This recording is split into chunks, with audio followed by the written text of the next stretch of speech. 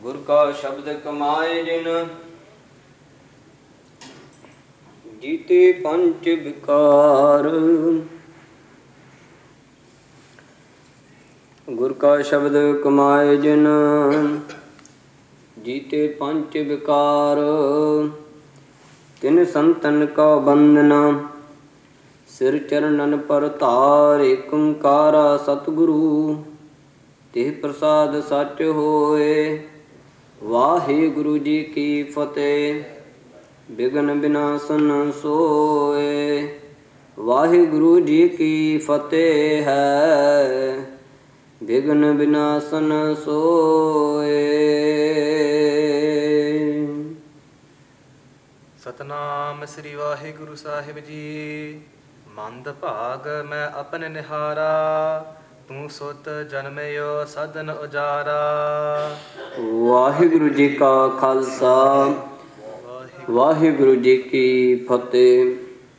आओ सत्कारयोग साध संगत जी, सतगुਰਾਂ ਦੀ ਪਾਵਨ ਪਵਿੱਤਰ ਹਜ਼ੂਰੀ ਵਿਖੇ ਲੜੀਵਾਰ ਸਤਸੰਗੀ ਦੀਵਾਨ ਦੀ ਆਰੰਭਤਾ ਸ੍ਰੀ ਗੁਰੂ ਨਾਨਕ ਦੇਵ ਸਾਹਿਬ ਜੀ ਦੇ ਪਾਵਨ ਪਵਿੱਤਰ ਇਤਿਹਾਸ ਗੁਰੂ ਨਾਨਕ ਪ੍ਰਕਾਸ਼ ਗ੍ਰੰਥ ਵਿੱਚੋਂ ਸਤਿਗੁਰਾਂ ਦੀ ਪਾਵਨ ਜੀਵਨ ਕਥਾ ਭੌਜਲ ਤਾਰਨ ਕਥਾ ਤੋਂ ਆਰੰਭ ਹੈ। ਪਿਛਲੇ ਦੀਵਾਨ ਅੰਦਰ ਆਪ ਸੰਗਤਾਂ ਨੇ ਸਰਵਣ ਕੀਤਾ ਕਿ ਗੁਰੂ ਮਹਾਰਾਜ ਸਾਹਿਬ ਜੀ ਨੂੰ ਮਹਿਤਾ ਕਾਲੂ ਜੀ ਨੇ 2 ਬਲਦ, 1 ਨੌਕਰ ਤੇ ਕੁਝ ਬੀਜ ਦੇ ਕਰਕੇ ਤੋਰਿਆ ਕਿ ਜਾ ਬੇਟਾ ਹੋਰ ਕੁਝ ਨਹੀਂ ਤੇ ਤੂੰ ਖੇਤੀ ਕਰ ਆ। ਮਹਾਰਾਜ ਸਾਹਿਬ ਜੀ ਖੇਤੀ ਕਰਨ ਵਾਸਤੇ ਗਏ। 2 ਸਿਆੜ ਇੱਧਰ 2 ਉੱਧਰ ਤਿਰਕੋਣੇ ਚੌਂਕੋਣੇ ਹਲਦੀਆਂ ਲਕੀਰਾਂ ਬਾ ਉੱਪਰ ਬੀਜ ਦੇ ਕਰਕੇ ਆ ਗਏ। ਤੀਸਰੇ ਦਿਨ ਖੇਤੀ ਹਰਿਆਵਲਤਾ ਦੇ ਸਹਿਤ ਜਦ ਹੋਈ ਮਹਿਤਾ ਕਾਲੂ ਜੀ ਨੇ ਜਾ ਕਰਕੇ ਦੇਖੀ। ਬੜੇ ਖੁਸ਼ ਘਰ ਵਿੱਚ ਆਣ ਕਰਕੇ ਬਹੁਤ ਵਡਿਆਈ ਪੁੱਤਰ ਦੀ ਕਰਨ ਲੱਗ ਪੈ ਕਿ ਬਹੁਤ ਸਾਰਾ ਅੰਨ ਪੈਦਾ ਹੋਵੇਗਾ, ਚੰਗੀ ਚੋਖੀ ਮਾਇਆ ਘਰ ਆਵੇਗੀ।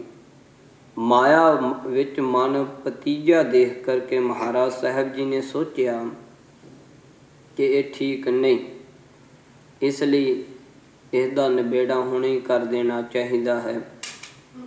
ਬਸ ਗੁਰੂ ਸਾਹਿਬ ਜੀ ਨੇ ਉਹ 2 ਦਿਨ ਵਿੱਚ ਹੀ ਸਾਰੀ ਖੇਤੀ ਜਿਹੜੀ ਉਹ ਨਿਬੇੜ ਦਿੱਤੀ। 2-1 ਮਹਿ ਦਿਨ ਨਿਬੇਰੀ। 1 ਨ ਬੂਟ ਜਾਹੇ ਸਗਨ ਘਨੇਰੀ। ਕਾਲੂ ਗਇਓ ਬਿਲੋਕਨ ਖੇਤ ਢਿਗ ਬੈਸੇ ਬੇਦੀ ਕੁਲ ਕੇਤ। ਫਿਰੇ ਕਿਦਾਰ ਮਧ ਪਸ ਬ੍ਰਿੰਦਾ ਕਿਸੈ ਨ ਬਰਜੈ ਆਨੰਦ ਕੰਦਾ। ਅਸ ਬਿਧ ਦੇਖ ਕ੍ਰੋਧ ਭਾ ਕਾਲੂ ਮੁਖ ਬੋਲਤ ਦੁਰਬਚਨ ਬਿਲਸਾਲੂ। ਮਹਾਰਾਜ ਸਾਹਿਬ ਜੀ ਨੂੰ ਬਹੁਤ ਖੇਤੀ ਵਿੱਚ ਪਸ਼ੂ ਹਰਨ ਗਾਵਾਂ ਗਧੇ ਬੈਠੇ ਦੇਖ ਕਰਕੇ ਕ੍ਰੋਧਵਾਨ ਹੋਇਆ ਤੇ ਬੜੇ ਖੋਟੇ ਕੁਵਚਨ ਬੋਲਣ ਲੱਗ ਪਿਆ। ਇਹ ਪਿਛਲੇ ਦੀਵਾਨ ਅੰਦਰ ਆਪ ਸੰਗਤਾਂ ਨੇ ਪਾਵਨ ਗੁਰੂ ਮਹਾਰਾਜ ਸਾਹਿਬ ਜੀ ਦਾ ਕੌਤਕ ਸਰਵਣ ਕੀਤਾ ਸੀ। ਅੱਜ ਸਤਿਗੁਰਾਂ ਦਾ ਪਾਵਨ ਯਸ਼ ਬਿਆਨ ਕਰਦੇ ਹੋਏ ਕਵੀ ਸੰਤੋਖ ਸਿੰਘ ਜੀ ਕਥਨ ਕਰਦੇ ਨੇ ਕਿ ਮੰਦ ਭਾਗ ਮੈਂ ਆਪਨ ਵਿਚਾਰਾ। ਤੂੰ ਸੁੱਤ ਜਨਮਿਓ ਸਦਨ ਉਜਾਰਾ। ਮਹਾਰਾਜ ਸਾਹਿਬ ਜੀ ਨੂੰ ਕੁਵਚਨ ਬੋਲਦੇ ਹੋਏ ਮਹਿਤਾ ਕਾਲੂ ਪਿਤਾ ਕਾਲੂ ਜੀ ਕਹਿੰਦੇ ਨੇ ਕਿ ਨਾਨਕ ਮੈਨੇ ਆਪਣੇ ਬਹੁਤ ਮੰਦੇ ਭਾਗ ਹਨ ਵਿਚਾਰ ਲੈ ਵੇਖਦਾ ਹਾਂ, ਕਿਉਂਕਿ ਤੂੰ ਤਾਂ ਘਰ ਉਜਾੜੂ ਮੇਰੇ ਘਰ ਪੁੱਤਰ ਪੈਦਾ ਹੋਇਆ ਹੈ। ਹਾਰ ਬੱਲਾ ਲਗ ਮਹਿਤਾ ਬਚਾਲੀ। ਛੋਟੀ ਅਵਸਥਾ ਵਿੱਚ ਹੀ ਤੇਰੀ ਜਿਹੜੀ ਐਸੀ ਚਾਲ ਸੀ ਵਸਤਕ ਹੋਏ ਕਿ ਆ ਲਿਆ ਖਾਲੀ। ਕਿ ਬਚਪਨ ਵਿੱਚ ਹੀ ਤੂੰ ਘਰੋਂ ਚੀਜ਼ਾਂ ਚੁੱਕ ਕਰਕੇ ਲੈ ਜਾਨੋ ਸਾਂ ਤੇ ਬਾਹਰ ਸੁੱਟ ਆਉਣੋ ਸਾਂ। ਇਹ ਤਾਂ ਕੁਚਾਲ ਮੈਂ ਪਹਿਲਾਂ ਹੀ ਦੇਖ ਲਈ ਸੀ ਕਿ ਸਾਰਾ ਘਰ ਹੀ ਜਿਹੜਾ ਭਾਂਡੇ ਬਰਤਨਾਂ ਤੋਂ ਤੂੰ ਖਾਲੀ ਕਰ ਦਿੱਤਾ ਸੀ। ਚਿੱਤ ਕਮਾਵਨ ਅਬ ਭੀ ਬੈਸਾ। ਉਚਿਤ ਕਮਾਵਨ ਅਬ ਭੀ ਬੈਸਾ। ਤੇਰੀ ਉਮਰ ਸੀ ਹੁਣ ਕਮਾਈ ਕਰਨ ਦੀ। ਕਰਨ ਕੋ ਕਾਜ ਲੱਗਾ ਪੁਨ ਐਸਾ। ਫਿਰ ਮਾੜਾ ਕੰਮ ਜਿਹੜਾ ਇਸੇ ਤਰ੍ਹਾਂ ਦਾ ਹੀ ਤੂੰ ਕਰਨ ਲੱਗ ਪਿਓ ਹੈ। ਮੁਝ ਪਛਚਾਤ ਖਾਹੇ ਕ੍ਰਿਤ ਕਰਕੇ। ਮੇਰੇ ਤੋਂ ਬਾਅਦਾਂ ਕੀ ਕੰਮ ਕੀ ਕਿਰਤ ਕਰਕੇ ਤੂੰ ਖਾਵੇਂਗਾ। ਰਨੇ ਫਕੀਰਨ ਸੋ ਤਜ ਘਰ ਕੇ। ਘਰ ਛੱਡ ਕਰਕੇ ਇਉਂ ਲੱਗਦਾ ਹੈ ਕਿ ਫਕੀਰਾਂ ਦੀ ਤੂੰ ਸੰਗਤ ਕਰੇਗਾ, ਫਕੀਰਾਂ ਨਾਲ ਜਾ ਰਲੇਗਾ। ਹੇਰ ਹੇਰ ਕਹਿ ਵਾਕ ਕਠੋਰਾ। ਬਸ ਖੇਤੀ ਵੱਲ ਵੇਖ ਵੇਖ ਕਰਕੇ ਮਹਾਰਾਜ ਗੁਰੂ ਨਾਨਕ ਦੇਵ ਜੀ ਬ੍ਰਿਛ ਦੇ ਹੇਠਾਂ ਬੈਠੇ ਹਨ ਤੇ ਉੱਥੇ ਹੀ ਇੱਕੋ ਬਚਨ ਮਹਿਤਾ ਕਾਲੂ ਜੀ ਬੋਲੀ ਜਾ ਰਹੇ ਹਨ। ਲਖ ਕੁਚਾਲ ਕੋ ਰੋਸ ਨਾ ਥੋਰਾ। ਸਤਿਗੁਰਾਂ ਦੀ ਐਸੇ ਇਹ ਕੀਤੀ ਹੋਈ ਕਿਰਤ ਦੇਖ ਕਰਕੇ ਬੜਾ ਕ੍ਰੋਧਵਾਨ ਹੈ, ਰੋਸ ਥੋੜਾ ਨਹੀਂ ਬਹੁਤਾ ਜ਼ਿਆਦਾ ਹੈ। ਤੁਝ ਜਨਮੇ ਤੇ ਕੋ ਗੁਣ ਮੋਹੀ। ਕਹਿੰਦਾ ਹੈ ਕਿ ਤੇਰੇ ਜਨਮ ਲਿਆ ਮੇਰੇ ਘਰ ਕੀ ਗੁਣ ਹੋਇਆ। ਜਾਂ ਤੇ ਭਲੋ ਰਹਿਤ ਮੈਂ ਯੋਹੀ। ਇਸ ਤੋਂ ਚੰਗਾ ਤੇ ਮੈਂ ਪੁੱਤਰ ਤੋਂ ਹੀਣਾ ਇਸੇ ਤਰ੍ਹਾਂ ਹੀ ਰਹਿ ਜਾਂਦਾ, ਉਹ ਚੰਗਾ ਸੀ। ਇੱਕ ਸਪੂਤ ਬਹੁ ਦਰਬ ਕਮਾਵਹਿ। ਇੱਕੋ ਇੱਕ ਪੁੱਤਰ ਸੀ, ਸੋਚਿਆ ਸੀ ਬਹੁਤ ਸਾਰਾ ਧਨ ਕਮਾਵੇਗਾ। ਤੂੰ ਅਸ ਭਾਜੋ ਬਾਦ ਗਵਾਵਹਿ। ਪਰ ਤੂੰ ਐਸਾ ਮੇਰੇ ਘਰ ਜਨਮ ਪਿਓ ਕਿ ਤੂੰ ਸਾਰਾ ਹੀ ਧਨ ਮੇਰਾ ਆਪਣੀ ਤਾਂ ਕਮਾਈ ਕੀ ਮੇਰਾ ਧਨ ਵੀ ਜਿਹੜਾ ਵਿਅਰਥ ਹੀ ਗਵਾਈ ਜਾ ਰਿਹਾ ਹੈ। ਜਾਏ ਨਗਰ ਪਨ ਤਿਜ ਬਰ ਸਤਨਾ। ਇਸ ਤਰ੍ਹਾਂ ਬੜੇ ਕ੍ਰੋਧ ਵਿੱਚ ਮਹਾਰਾਜ ਸਾਹਿਬ ਜੀ ਨੂੰ ਬਚਨ ਕਬੂਲ ਕਰਕੇ ਜਦ ਵਾਪਸ ਘਰ ਆਇਆ, ਸੋਚਿਆ ਹੈ ਕਿ ਬ੍ਰਾਹਮਣ ਨੇ ਬੜੀ ਉਸਤਤ ਕੀਤੀ ਸੀ, ਜਾ ਕਰਕੇ ਮੈਂ ਪੰਡਤ ਦੇ ਘਰ ਜਾ ਕਰਕੇ ਉਸ ਨੂੰ ਉਲਾਂਭਾ ਦੇਵਾਂ। ਉਸੇ ਵਕਤ ਬਾਬਾ ਕਾਲੂ ਜੀ ਪੁਰੋਹਿਤ ਹਰਦਿਆਲ ਦੇ ਘਰ ਚਲੇ ਗਏ। ਉਪਾਲੰਭ ਕੇ ਕਹਿ ਬਚ ਬਦਨਾ। ਜਾ ਕਰਕੇ ਬਹੁਤ ਸਾਰੇ ਉਪਾਲਾਮ ਲਾਂਭੇ ਵਾਲੇ ਬਚਨ ਜਿਹੜੇ ਉਹ ਕਹਿਣਾ ਚਾਲੂ ਕਰ ਦਿੱਤੇ।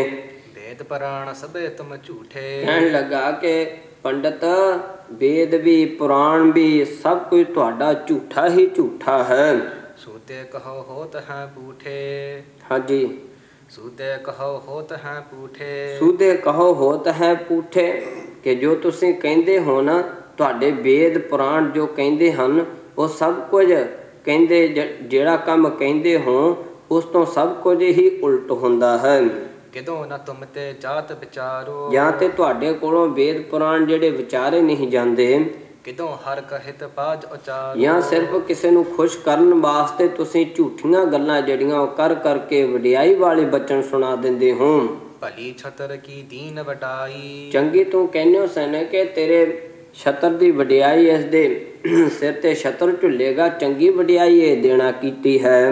ਪੂਰਬ ਐਸ਼ਵਰਯ ਜਾਸ ਘਟਾਈ। ਕਿ ਪਹਿਲਾਂ ਵੀ ਜਿਹੜਾ ਮੇਰਾ ਸਭ ਕੁਝ ਉਹ ਘਟਾ ਦਿੱਤਾ ਹੈ, ਇਸਨੇ ਭਾਵ ਮੇਰੀ ਵਡਿਆਈ ਮਾਨ ਪ੍ਰਤਿਸ਼ਠਾ ਜਿਹੜੀ ਇੱਜ਼ਤ ਉਹ ਸਾਰੀ ਘਟਾ ਦਿੱਤੀ ਹੈ। ਅਬ ਬੀਸਿਓ ਸਭ ਖੇਤ ਨਿਪਾਤੂ। ਹੁਣ ਸਾਰਾ ਖੇਤ ਜਿਹੜਾ ਬੀਜਿਆ ਹੋਇਆ ਸੀ ਉਹ ਵੀ ਵਿਅਰਥ ਨਾਸ਼ ਕਰ ਦਿੱਤਾ ਹੈ। ਬਸ ਚਰਵਾਏ ਨਾ ਕੀਨੀ ਤਰਾਤੂ। ਸਾਰੇ ਪਸ਼ੂ ਚਰਵਾ ਦਿੱਤੇ, ਡਰ ਕਿਸੇ ਦਾ ਵੀ ਨਹੀਂ ਉਸਨੇ ਮੰਨਿਆ। ਜਬ ਕੋ ਜਨਮਿਓ ਦਿਨ ਸੁਧ ਲੀਨੀ। ਜਦੋਂ ਤੋਂ ਜਨਮ ਲਿਆ ਹੈ, ਜਬ ਕੋ ਜਨਮਿਓ ਇਨ ਸੁਧ ਲੀਨੀ, ਜਦੋਂ ਤੋਂ ਜਨਮ ਲਿਆ ਹੈ ਤੇ ਜਦੋਂ ਤੋਂ ਹੋਸ਼ ਕੀਤੀ ਹੈ ਨਾਨਕ ਨੇ। ਧਨ ਖਟਨ ਕੀ ਕ੍ਰਿਤ ਨਾ ਕੀਨੀ। ਧਨ ਖਟਣ ਕੀ ਕ੍ਰਿਤ ਨਾ ਕੀਨੀ, ਧਨ ਜੋੜਨ ਦੀ ਕਮਾਈ ਕਰਨ ਦੀ ਕੋਈ ਵੀ ਕਿਰਤ ਇਸਨੇ ਨਹੀਂ ਕਰਨਾ ਕੀਤੀ ਠੀਕ ਤਰ੍ਹਾਂ। ਖੋਇਓ ਸੰਸ਼ਿਓ ਪੂਰਬ ਮੇਰੋ। ਸਗੋਂ ਜਿਹੜਾ ਮੇਰਾ ਪਹਿਲਾ ਧਨ ਇਕੱਠਾ ਕੀਤਾ ਹੋਇਆ ਸੀ, ਘਰ-ਬਾਰ ਵਿੱਚ ਮੈਂ ਜੋ ਸੌਜ ਸਮੱਗਰੀ ਬਣਾਈ ਹੋਈ ਸੀ ਉਹ ਵੀ ਇਸਨੇ ਗਵਾ ਦਿੱਤਾ ਹੈ। ਜਾਂ ਤੇ ਬਿਫਲ ਭਇਓ ਬਚ ਤੇਰੋ। ਇਸ ਕਰਕੇ ਪੰਡਤ ਪੁਰੋਹਿਤ ਹਰਦਿਆਲ ਤੂੰ ਕੀਤਾ ਹੋਇਆ ਬਚਨ ਜਿਹੜਾ ਸੀ ਨਾ ਸਾਰਾ ਵਿਪਤ ਹੋ ਗਿਆ, ਭਾਵ ਪੁੱਠਾ ਹੋ ਗਿਆ ਹੈ ਕਿ ਇਹ ਤੇਰੀ ਮਾਨ ਵਡਿਆਈ ਵਧਾਵੇਗਾ, ਧਨ ਬਹੁਤ ਕਮਾਵੇਗਾ, ਇਸ ਦੇ ਸਿਰ ਤੇ ਛਤਰ ਝੁੱਲੇਗਾ।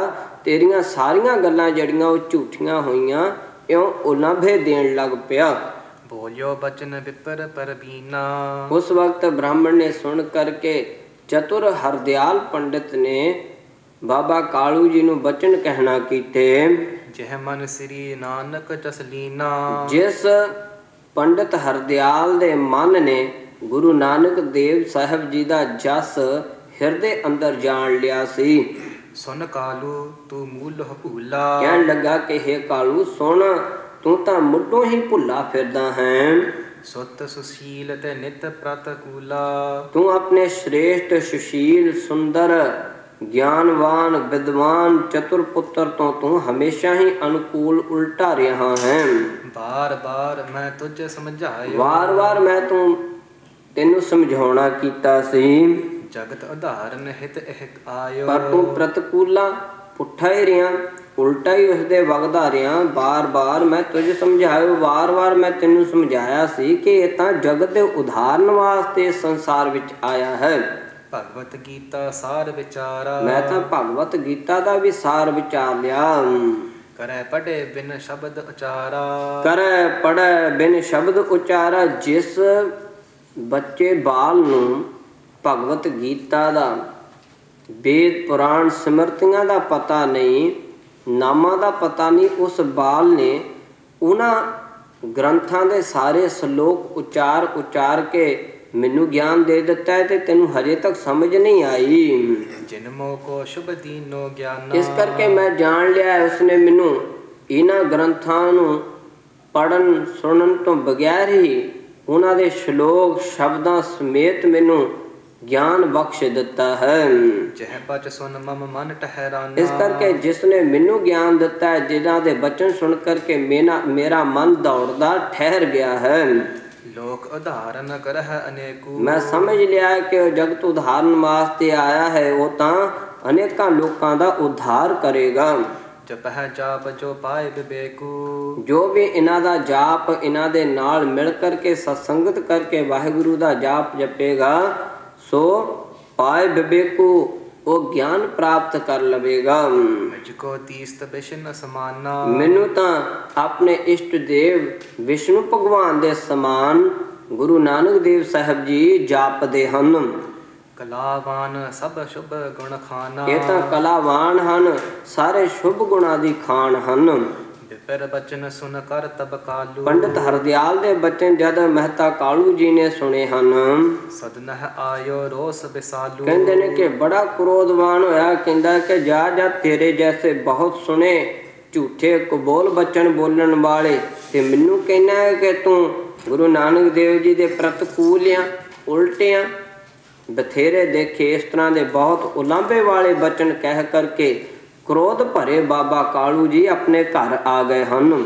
ਤਹ ਪਾਛੇ ਸ੍ਰੀ ਗੁਰ ਜਗਤੇਸ਼ਾ। ਹੁਣ ਇਸ ਤੋਂ ਬਾਅਦਾਂ ਜਗਤ ਦੇ ਗੁਰੂ, ਜਗਤ ਦੇ ਈਸ਼ਵਰ ਗੁਰੂ ਨਾਨਕ ਦੇਵ ਸਾਹਿਬ ਜੀ ਰਹਿਤ ਉਦਾਸ ਦਰਾਏ ਬੇਸਾ। ਬਸ ਆਪਣਾ ਆਪ ਛੁਪਾ ਕਰਕੇ ਮਹਾਰਾਜ ਜੀ ਉਦਾਸੀ ਪਣੇ ਵਿੱਚ ਰਹਿਣ ਲੱਗ ਪਏ। ਕੋ ਕਲਾਵਾਨ ਕਰ ਕਹੀ। ਬਸ ਕੋਈ ਸਤਿਗੁਰਾਂ ਦੇ ਗਿਆਨ ਨੂੰ ਜਾਣਨ ਵਾਲਾ ਉਹਨਾਂ ਨੂੰ ਕਲਾਵਾਨ ਕਹਿ ਕਰਕੇ ਕਹਿੰਦਾ ਹੈ। ਜੋ ਸਤ ਸੰਗੀ ਮਾਨਵ ਅਹਈ। ਜੋ ਗੁਰੂ ਮਹਾਰਾਜ ਸਾਹਿਬ ਜੀ ਦਾ ਸਤਸੰਗੀ ਮਨੁੱਖ ਹੈ, ਜੋ ਇਸਨੇ ਸਤਿਗੁਰਾਂ ਤੋਂ ਉਪਦੇਸ਼ ਲੈਣ ਦਾ ਮਨ ਬਣਾਇਆ ਹੈ, ਉਹ ਸਤਿਗੁਰਾਂ ਨੂੰ ਕਲਾਵਾਨ ਕਰਕੇ ਜਾਣਦਾ ਹੈ। ਨਰਮਤ ਮੰਦ ਨਾ ਲਖ ਸੁਖ ਕੰਦਾ। ਮੰਦਮਤੀ ਵਾਲੇ ਮਨੁੱਖ ਜਿਹੜੇ ਸੁੱਖਾਂ ਦੀ ਮੂਲ, ਸੁੱਖਾਂ ਦੀ ਰਾਜ, ਸੁੱਖਾਂ ਦੇ ਖਜ਼ਾਨੇ ਗੁਰੂ ਨਾਨਕ ਦੇਵ ਸਾਹਿਬ ਜੀ ਦਾ ਪਾਵਨ ਯਸ਼, ਉਹ ਕਿੱਥੋਂ ਜਾਣਨ।